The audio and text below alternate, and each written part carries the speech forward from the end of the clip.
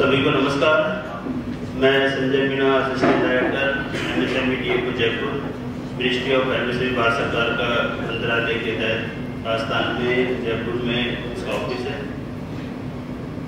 MSME नाम मुझे लगता है तो सब जने जानते हैं क्योंकि काफ़ी ज़्यादा चर्चा में रहा है, हमेशा चर्चा में रहता भी है। जब बजट आता है तो इसके ऊपर भी विशेष फोकस रखा जाता है MSME के ऊपर। और जैसा अभी सर ने भी बताया कि MSME जो भारत में राजस्थान में भी MSME 12 लाख के लगभग है और उसमें भी माइक्रो की संख्या ज़्यादा है। तो इन सब का किस तरीके से डेवलपमेंट हो, क्या क्या पॉलिसीज हो, किस तरीके से इनका विकास किया जाए, क्या क्या समस्याएं आती हैं उनको कैसे दूर किया जाए, तो इसके कड़ी के रूप में हमारा जो ऑफिस है जयपुर में वो कार्य करता है।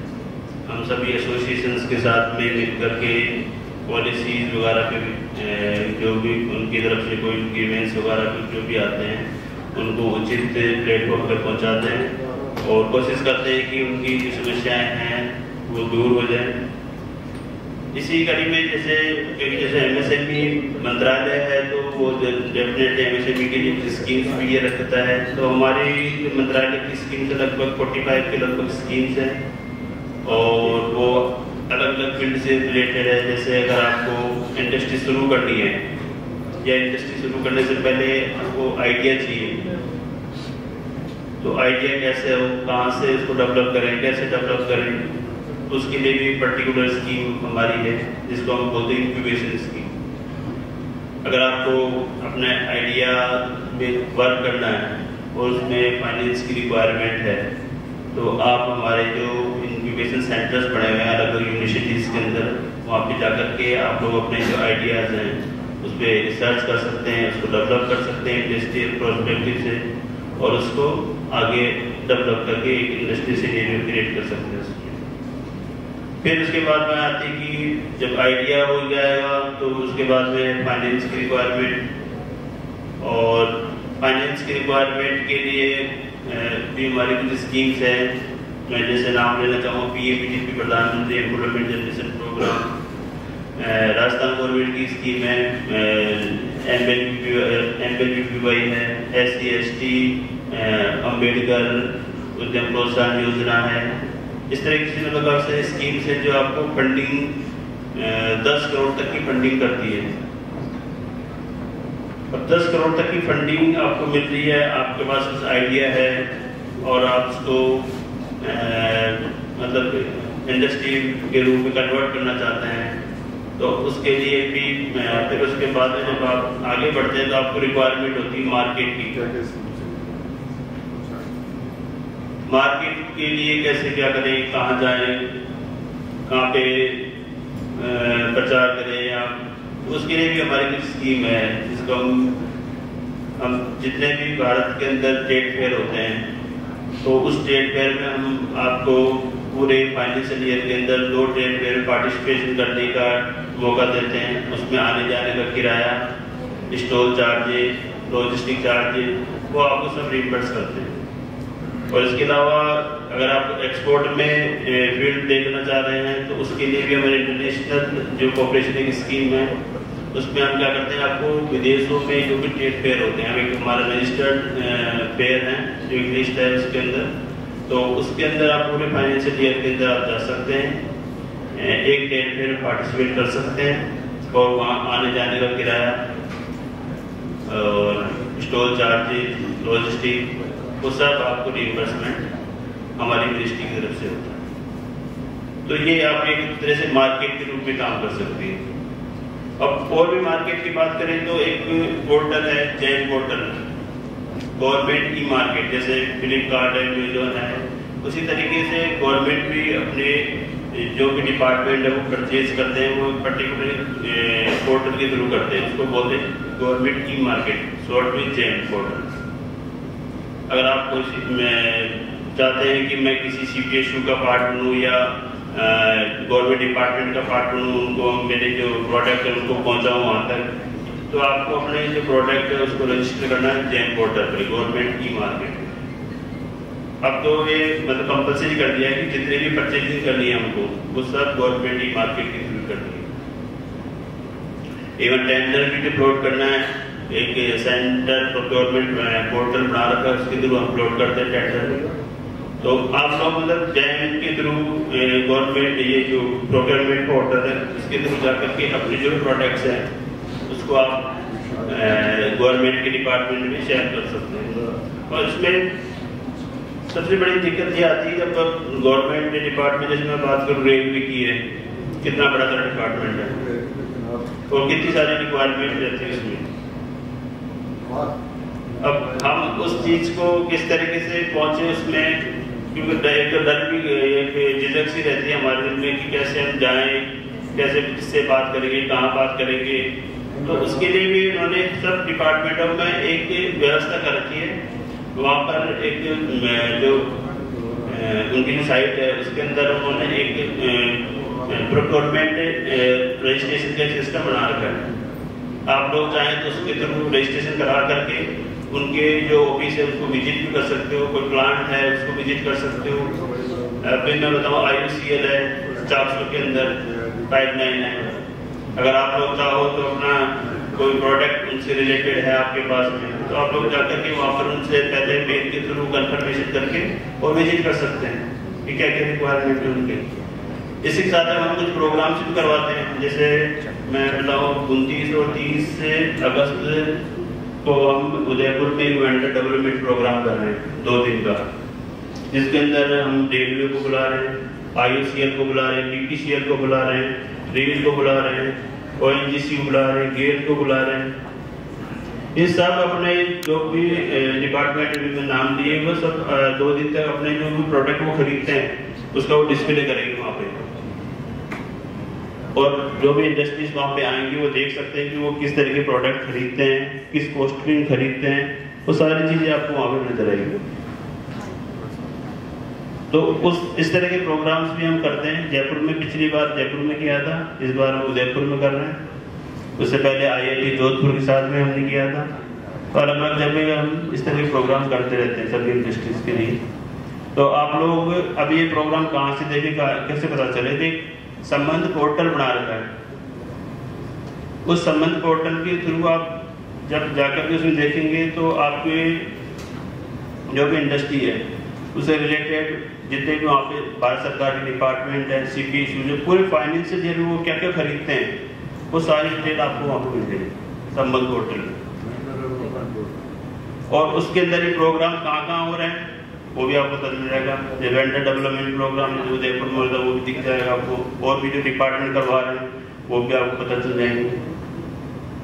तो आप लोग उसका बेनिफिट ले सकते हैं और आपको ये पता चल जाएगा मैं जो प्रोडक्ट बना रहा हूँ किस किस डिपार्टमेंट के अंदर उसकी रिक्वायरमेंट है, वो भी एक आपको पता चल जाएगा। आप उनसे डायरेक्ट अप्रोच कर सकते हैं और उनकी वॉल्यूम कितना है परचेज का वो वहाँ से आपको पता चल जाएगा।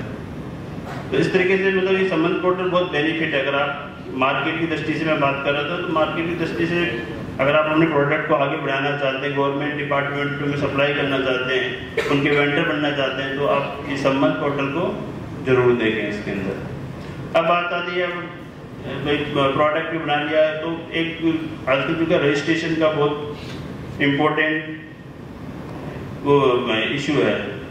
अगर आपने उद्यम रजिस्ट्रेशन नहीं करवाया तो तुरंत उद्यम रजिस्ट्रेशन करवाना चाहिए, सबको करवाना चाहिए अपने इंडस्ट्री का, क्योंकि उद्यम रजिस्ट्रेशन के बेस पर ही आपको सारे बेनिफिट जो भी MSME के हैं वो मिलते हैं और वो फ्री ऑफ कॉस्ट होता है, कोई चार्जेस नहीं होते, खुद आप बना सकते हैं। अब कई बार क्या होता है कि हमारे पास में केसेस आते रहते हैं कि हमने एक साइड से उद्यम रजिस्ट्रेशन बनाया, उन्होंने 5,000 रुपये चार्ज किए और उद्यम रजिस्ट्रेशन बन के भी नहीं आया और हमारे जो डेटा थे वो भी ले लिया उन्होंने। तो इसलिए इस चीज़ का ध्यान रखें कि ये फ्री ऑफ कॉस्ट है, कोई चार्जेस नहीं है। और जो भी गवर्नमेंट की साइट है, जब भी आप गवर्नमेंट की साइट देखें तो .gov या .nic इनका ध्यान रखिए। ये गवर्नमेंट की साइट है, उसके थ्रू आप जाएं, क्योंकि प्राइवेट साइट भी बहुत सारे काम कर रही है इसमें, लेकिन वो आपसे चार्जेस लेंगे, आपके डेटा का क्या यूज करेंगे कुछ पता नहीं। तो एक है एक माई MSME, आप इसके ऊपर भी जा सकते हैं। इसमें जितनी भी जो मैं स्कीम्स बता रहा हूँ, ये जो मैंने अपने नाम दिए, मार्केट से रिलेटेड, ट्रेड फेयर से रिलेटेड, इस सब आपको माई MSME के अंदर कंप्लीटली मिल जाएगी। उसके अंदर जाकर के आप लोग देख सकते हैं। अब आप बात करें कि भाई इंडस्ट्री की है, तो रजिस्ट्रेशन की बात कर रहे हैं, तो एक ट्रेडमार्क आपको सबको लेना चाहिए अपनी इंडस्ट्री।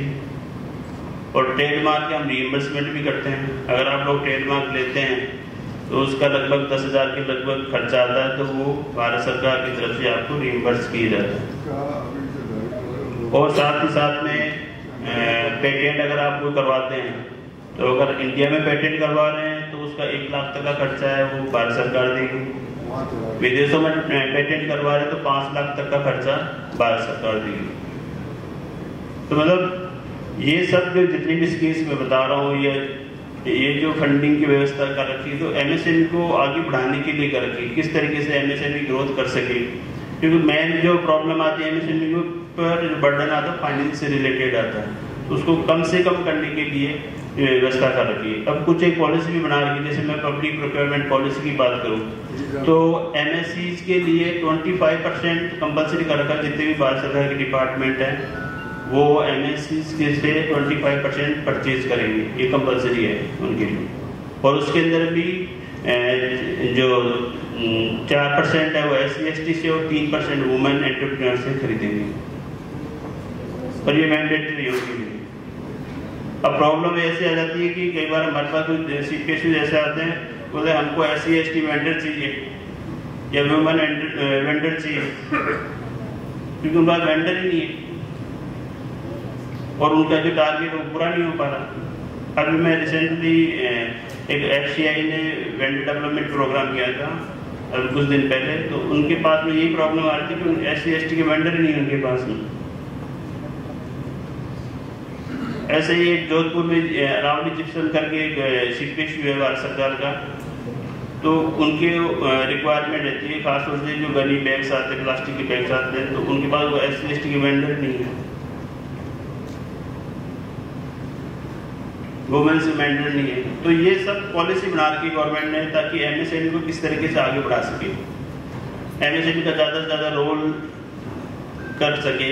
जो भारत सरकार के डिपार्टमेंट है, CPSUs है, वो ज़्यादा से ज़्यादा परचेज करें। ये मैं मतलब 25 तो मिनिमम है, कम से कम खरीदना है, कोई जरूर नहीं 25, ज़्यादा भी खरीद सकते हैं। अगर आपका प्रोडक्ट अच्छा है, वाइबल है, L1 के साथ कम्पीट हो रहा है, तो वो ज़्यादा भी खरीद सकते हैं आपसे। तो इस चीज सब चीज़ों का आप लोग बेनिफिट ले सकते हैं। एज MSME आप लोग उसको चीज़ों में पार्टिसिपेट करके आगे बढ़ सकते हैं। और इसके अलावा जैसे भी सर ने बोला कि 0 डिफेक्ट 0 इफेक्ट, एक भारत सरकार की स्कीम है 0 डिफेक्ट 0 जेड, जिसको बोलते हैं जेड, 0 इफेक्ट 0 डिफेक्ट, मतलब एनवायरनमेंट पे कोई इफेक्ट नहीं हो और प्रोडक्ट में कोई डिफेक्ट नहीं। जैसे मैं नाम लूँ, जापान के अंदर एक G मार्क चलता है, जिस प्रोडक्ट पे G मार्क लग जाता है तो उसमें बोलते हैं कि जापान के अंदर G मार्क लग गया तो उसमें कोई तरह का कोई कमी नहीं है।